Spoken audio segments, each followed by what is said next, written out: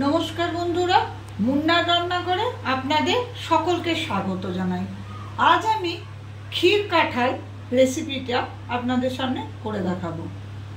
আমার রেসিপিটার জন্য যা যা লাগবে সেটা হলো কাঁঠাল, যেটা অবশ্যই লাগবে।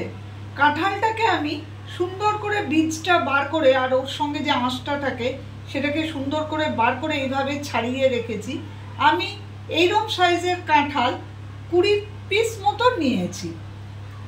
আর যেটা লাগবে সেটা একটু কিশমিশ লাগবে, কিছু কাজু বাদাম লাগবে, আর যেটা মেন লাগবে সেটা হচ্ছে গুঁড়ো দুধ। গুঁড়ো দুধ লাগবে 4-5 চামচ, বড় চামচের 4-5 চামচ নিলেই হবে। আর 1 লিটার আমি এই লিকুইড দুধ নিয়েছি, যেটা আমি কড়াইয়ে অলরেডি ফুটতে দিয়েছি। আর চিনি তো লাগবেই, আর এলাচ লাগবে, ছোট এলাচ আমি গোটা 6 নিয়েছি। এবারে আমি যেটা করব, দুধটা আমি ফুটতে দিয়েছি, এটা ফুটে ফুটে একটু ঘন হয়ে আসবে, তাই এটা আমি ফুটতে দিয়ে দিয়েছি। আর এদিকে আমি কাঁঠালটাকে মিক্সিতে একটু ঘুরিয়ে নেব, একটা পেস্ট তৈরি করে রাখছি। দেখুন, দুধটা আমি ভালো করে ফুটিয়ে নিচ্ছি এবং অনেকটা আমার গাঢ় হয়েই এসছে, অনেকটা কমে গেছে দুধের ইয়েটা। আর এখানে আমি কাঁঠালটাকে ভালো করে একটা পেস্ট করে রেখেছি মিক্সিতে। এবার আমি যেটা করব সেটা হচ্ছে, এই যে গুঁড়ো দুধটা আমি নিয়েছিলাম, এইটা আমি এই কাঁঠালের মধ্যে পুরোটা দিয়ে দেবো।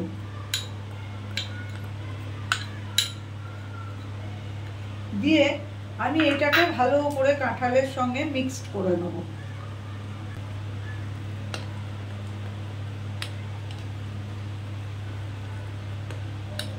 এটা আমার মিশেল করা হয়ে গেছে। এবারে আমি এই দুধটার মধ্যে চিনি দেবো। আমি এখানে 100 গ্রাম মতো চিনি নিয়েছি, কিন্তু এতটা হয়তো লাগবে না, আপনারা একটু টেস্ট করবেন, করে চিনি মিষ্টতাটা অনুযায়ী আপনারা চিনি দেবেন। কাঁঠাল একটা মিষ্টি ফল, খুবই মিষ্টি, সেই জন্য একটু টেস্ট করে নেবেন। আমি কিন্তু পুরোটা দিলাম না, কারণ কাঁঠালের পরিমাণটা আমি অনেকটাই দেবো, তাই আমি এইটুকু চিনি দিলাম। আর বাকিটা টেস্ট, যদি মনে করি যে না মিষ্টিটা কম হয়েছে তখন দেবো।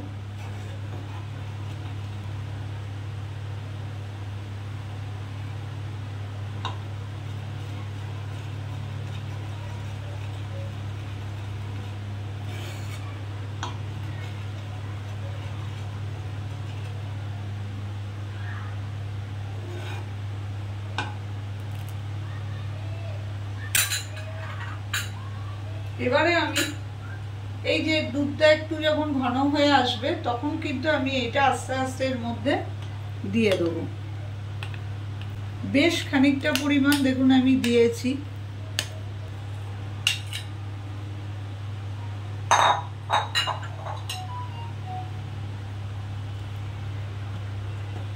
এবারে এটা আমি আস্তে আস্তে এইভাবে খুব সাবধানে এটাকে পুরো এই দুধটার মধ্যে মিশিয়ে দেব।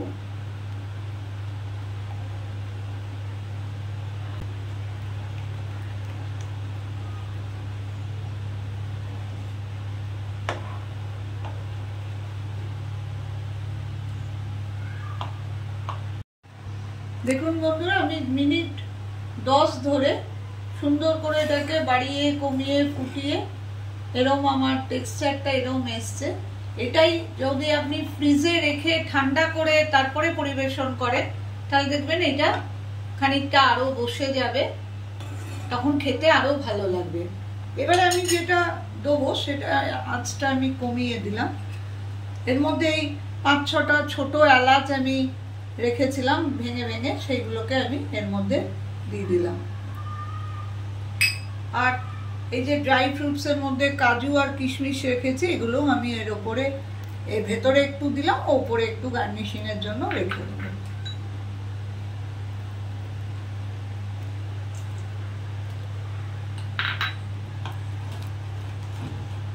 রেডি হয়ে গেল আমার ক্ষীর কাঁঠাল। আমি একটু গরমে রাখবো, তারপরে ঠান্ডা হলে আমি পরিবেশন করে দেখাচ্ছি। দেখুন, আমার রেডি হয়ে গেছে ক্ষীর কাঁঠাল। এবারে আমি ওপর থেকে কিছু কিশমিশ এইভাবে ছড়িয়ে দেবো।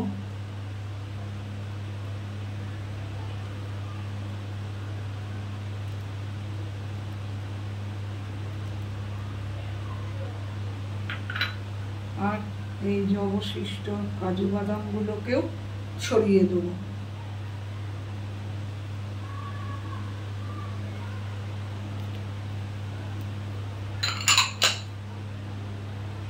রেডি হয়ে গেল আমার ক্ষীর কাঁঠাল। এটা ফ্রিজে ঠান্ডা করে তারপরে খেয়ে দেখবেন, খুব ভালো হয় খেতে। আমার রেসিপিটা যদি আপনাদের ভালো লেগে থাকে তো প্লিজ আমার চ্যানেলটাকে সাবস্ক্রাইব করে দেবেন। আর আমার চ্যানেলটা রেসিপিটা দেখার পর আমার চ্যানেলটাকে একটা লাইক, শেয়ার এবং কমেন্ট করে দেবেন।